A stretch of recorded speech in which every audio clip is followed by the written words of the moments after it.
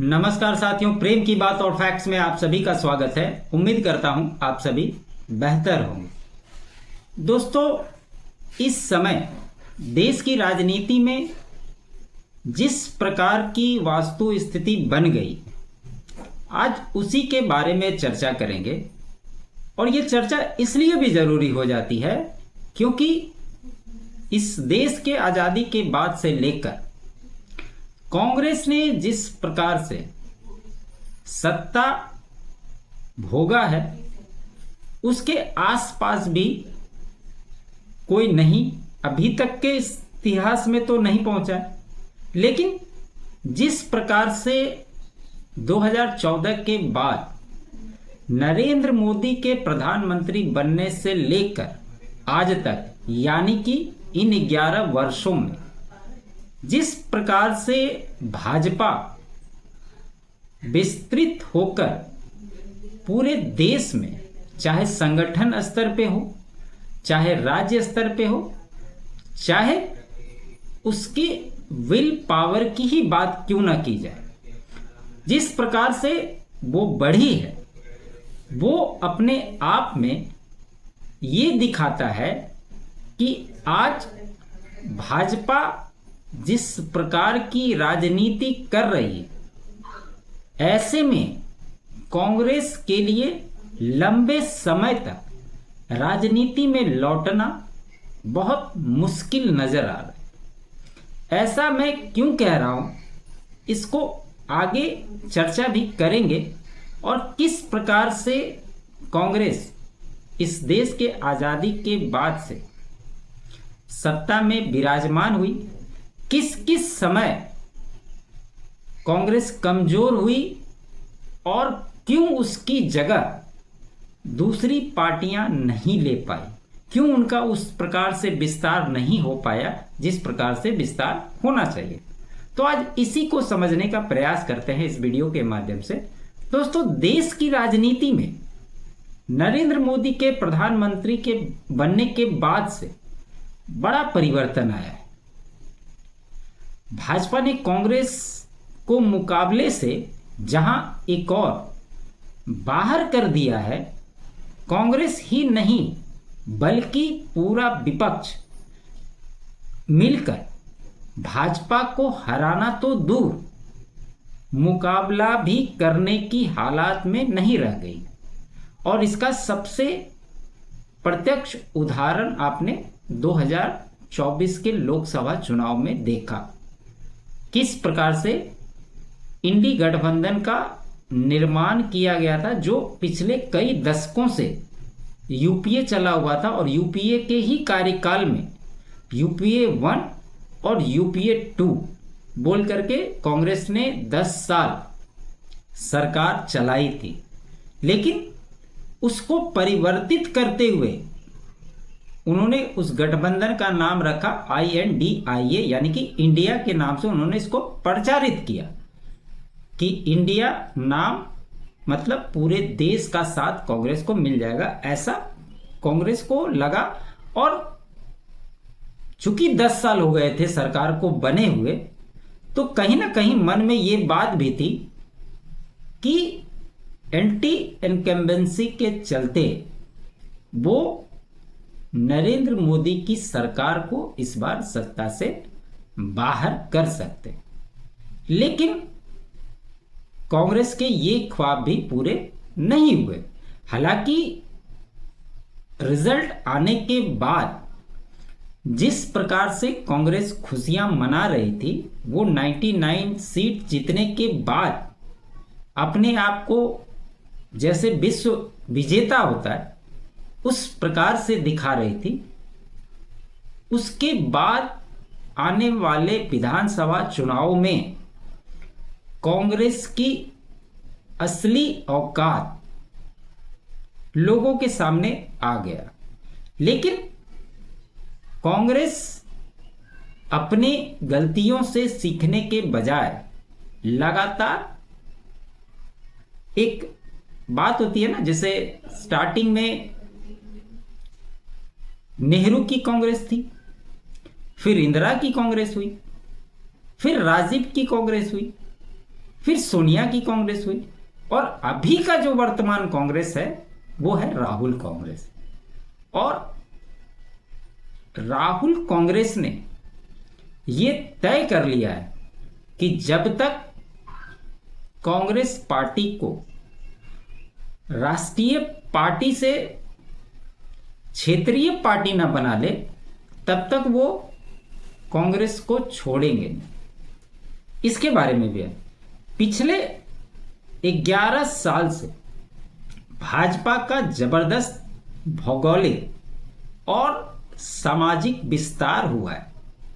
उसने भाजपा और कांग्रेस के बीच के फासले को इतना बढ़ा दिया है कि अब कांग्रेस के लिए भाजपा के मुकाबले में खड़े होना संभव नहीं दिखाई देता है। कांग्रेस का संगठन तो लंबे समय से खोखला हो ही गया है।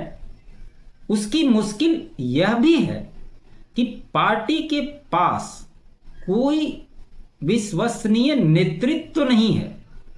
राहुल गांधी नेता के रूप में लगातार असफल हो रहे हैं, न तो कांग्रेस उन्हें छोड़ने को तैयार है और न ही राहुल गांधी कांग्रेस छोड़ने को तैयार है। इसलिए कांग्रेस के पुरुषार्थ की कोई, पुनरुद्धार की कोई उम्मीद दूर दूर तक दिखाई नहीं देती है।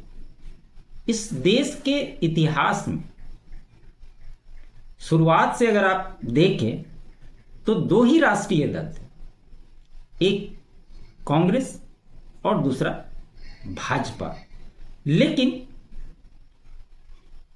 1990 के दशक में गुजरात में पहली बार जनता दल के साथ भाजपा की मिलीजुली सरकार बनी थी और 95 में फिर वो बनाई, और 95 से लेकर 2025 यानी कि 30 साल तक इसमें 1 साल राष्ट्रपति शासन लगा था, जिसके चलते गड़बड़ाया था मामला। लेकिन उसके बाद से लगातार वो सत्ता में बनी रही गुजरात में। पिछले 3 लोकसभा चुनाव से भाजपा प्रधानमंत्री नरेंद्र मोदी के नेतृत्व में सत्ता में लोकसभा में विराजमान है, और देश की राजनीति में प्रधानमंत्री नरेंद्र मोदी के आने के बाद से जिस प्रकार से राजनीति चेंज हुई है, कई बार तो आप देखेंगे कि आपको ऐसा लगेगा कि विपक्ष क्या करना चाह रहा है, वो समझ से परे हो जाता है। मतलब नरेंद्र मोदी ये एक नाम इस पूरे विपक्ष के लिए इतना टेंशन क्रिएट करता है कि इनके बस में अगर हो तो ये देश के बारे में, देश की सेना के बारे में, देश से जुड़े ऐसे मुद्दे जो बाहर वालों के सामने डिस्कस नहीं किए जाने चाहिए। आपने पिछले दशकों में देखा कि किस प्रकार से राहुल गांधी जब भी विदेशी धरती पर जाते हैं तो उनके बयानों में क्या कुछ दिखाई देता है। हाल ही के दिनों में ऑपरेशन सिंदूर को लेकर सरकार को समर्थन दिया था कांग्रेस ने, लेकिन उसके बाद से जो सवालों का सिलसिला शुरू किया, वो एक नैरेटिव लेके चलती है कि ये हर नैरेटिव जो चलाती है हर दूसरे दिन वो फेल हो जाता है, तब तक दूसरा फिर खोजती है कि अच्छा ये नहीं चला, अब इसको चलाओ। उन्हें भारत की सरकार, भारत की सेना, भारत का विदेश मंत्रालय या यहाँ की कोई भी विश्वसनीय संस्था जो सरकार के लिए काम कर रही है, जिसके रिपोर्ट को कोट किया जाता है, उसको भी कांग्रेस को मानने से तकलीफ है और वो किसी भी तरह से इसको मानना नहीं चाहते।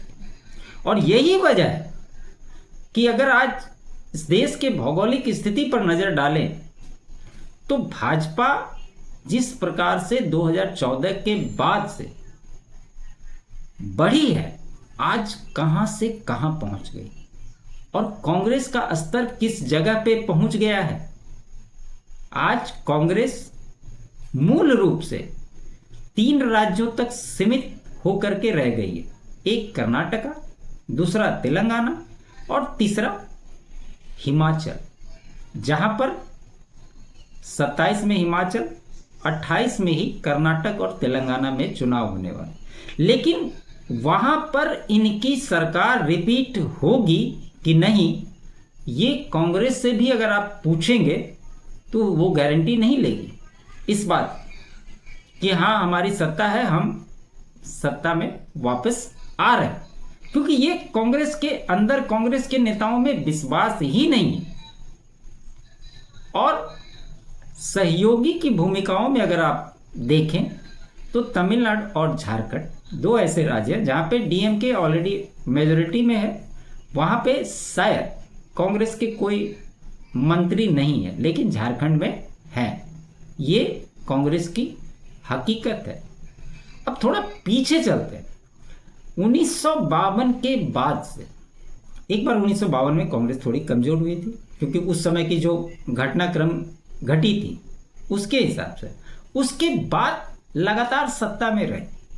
फिर 1967 का जो दौर आया, उस समय जब कांग्रेस कमजोर हुई तो उस समय जो मुख्य विपक्षी दल हुआ करते थे उसमें से एक था जनसंघ और दूसरा था स्वतंत्र पार्टी।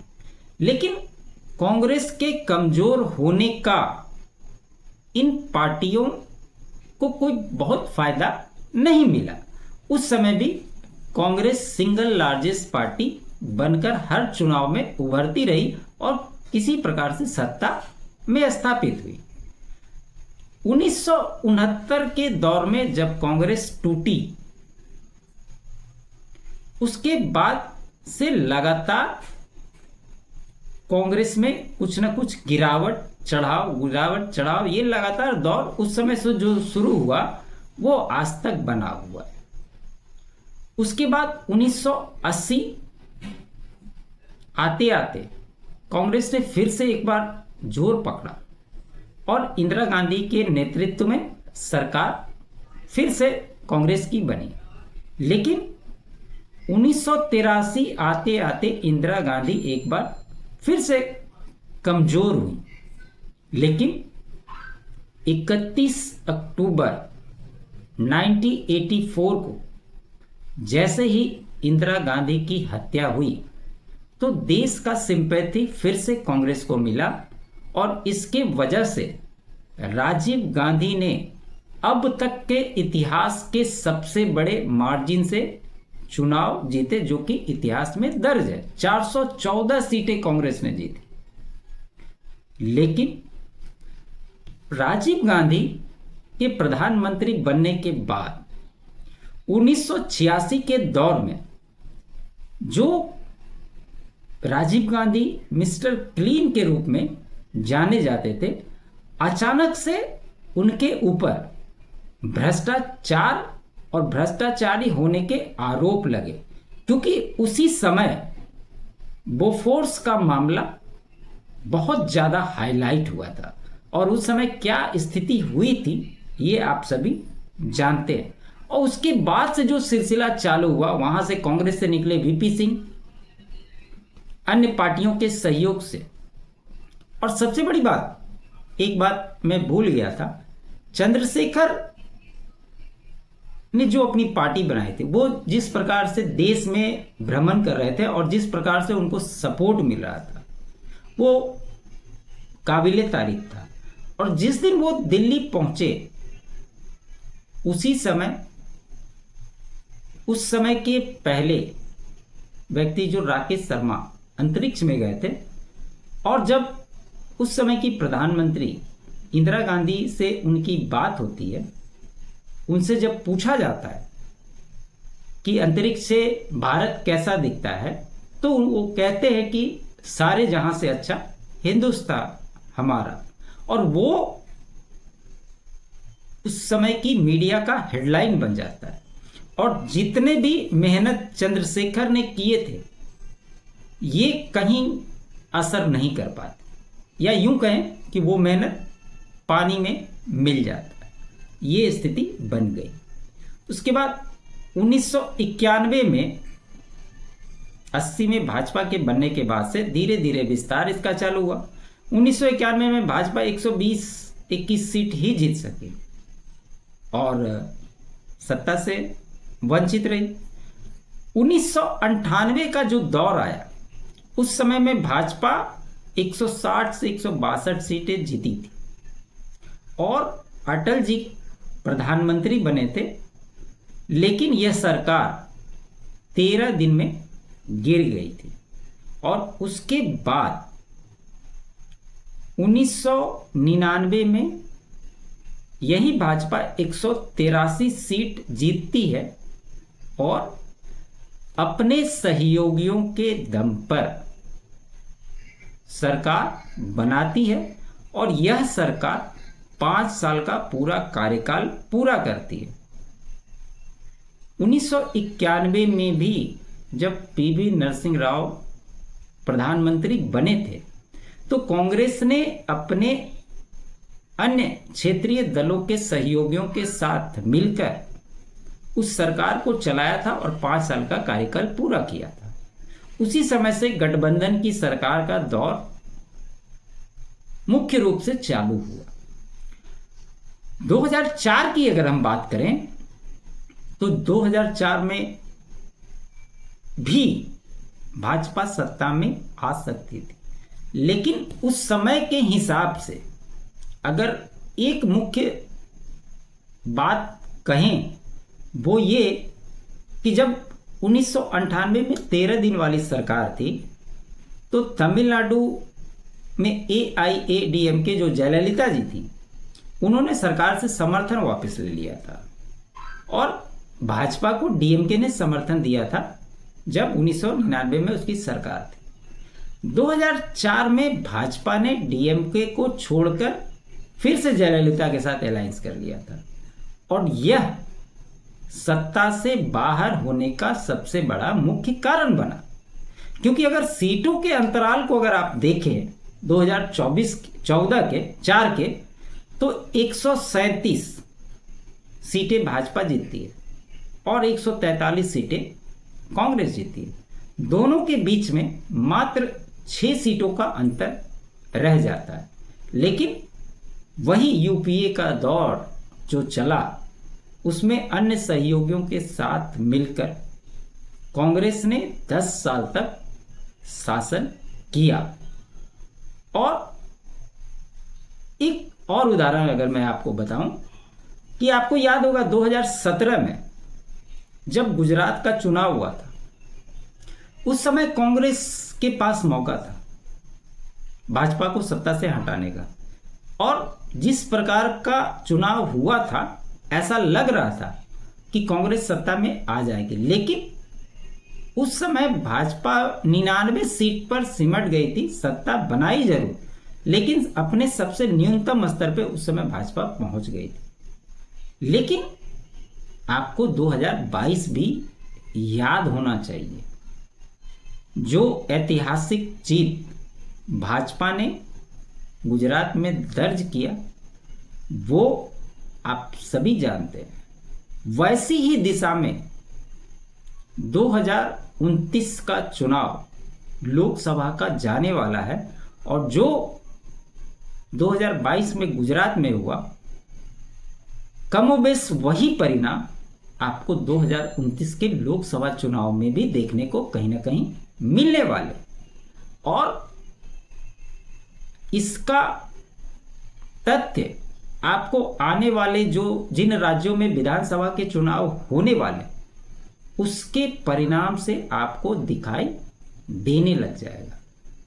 और कांग्रेस की जो स्थिति आज बन गई है ऐसा प्रतीत होता है, ये तो शुरू से था कि कांग्रेस में आप अपने से किसी भी बात को नहीं बोल सकते गांधी परिवार के बारे में नहीं बोल सकते। अगर आप बोलेंगे तो उस समय जो होता था आज भी वही होता है। कितने ऐसे उदाहरण हैं, कितने ऐसे कांग्रेसी आपको मिलेंगे जो 20 साल, 30 साल, 40 साल, 50 साल कांग्रेस में अपनी राजनीति बिताने के बाद अंततः राजनीति से अलविदा होने के पहले उन्होंने कांग्रेस को त्याग दिया। क्योंकि जो बात मैंने पहले बोली कि ना राहुल गांधी कांग्रेस को छोड़ने वाले हैं और ना कांग्रेस राहुल गांधी को छोड़ने वाली है। और जिस प्रकार से झूठ बोलने की क्रियाकलापों को राहुल गांधी इस समय देश में घूम घूम कर प्रचार करते हैं, जिस प्रकार से उनके नैरेटिव एक एक करके ध्वस्त होते हैं, उसके बावजूद भी मतलब एक लाइन बोला नहीं कि उनका पूरा चेला चपाटा लग जाता है उसको प्रचारित करने के लिए, और सिर्फ वही झूठ पे झूठ प्रचारित करते रहता है। और अगर यही स्थिति रही तो आने वाले समय में ये सिर्फ नाम मात्र की राष्ट्रीय पार्टी कहलाएगी, इसका सरवाइव करना भी मुश्किल हो जाएगा। क्योंकि इंडिया गठबंधन बनाने के बाद क्षेत्रीय दलों को तथा कांग्रेस पार्टी को लगा कि किसी भी कीमत पर हम लोग, चाहे राज्यों में हो चाहे देश में हो, हम भाजपा को हर हाल में हटा देंगे। लेकिन चुनाव के बाद से ही, जो कि शुरुआती क्षणों से ये कयास लगाए जा रहे थे कि निश्चित तौर पर ये गठबंधन किसी काम का नहीं है, आने वाले समय में ये बिखर जाए, और वही हुआ। जहां जहां भी चुनाव होते गए ये गठबंधन टूटता चला गया। और वापस से अभी जो स्थिति बनी है, आने वाले इसी साल विधानसभा चुनाव बिहार में भी हो सकता है महागठबंधन आपको नजर नहीं आएगी। तो यही फर्क आज के समय में राजनीतिक दृष्टिकोण से दिखाई दे रहा है। और इसलिए मैंने कहा कि कांग्रेस सहित पूरा विपक्ष भाजपा के सामने बौना हो गया है। उम्मीद करता हूं मेरा ये विश्लेषण आप सभी को अच्छा लगा हो। अच्छा लगे तो लाइक जरूर कीजिएगा, अधिक से अधिक शेयर कीजिएगा। चैनल पे नए हैं तो चैनल को सब्सक्राइब कर लीजिएगा। साथ ही साथ मेरे अल्टरनेट चैनल फैक्ट्स को भी आप लोग सब्सक्राइब करें, तथा चैनल के कंट्रीब्यूशन के लिए आप डोनेट भी कर सकते हैं QR कोड के माध्यम से, तथा बाकी सारे डिटेल डिस्क्रिप्शन में भी आपको मिल जाएंगे। आप सभी का बहुत बहुत धन्यवाद। जय हिंद, जय भारत।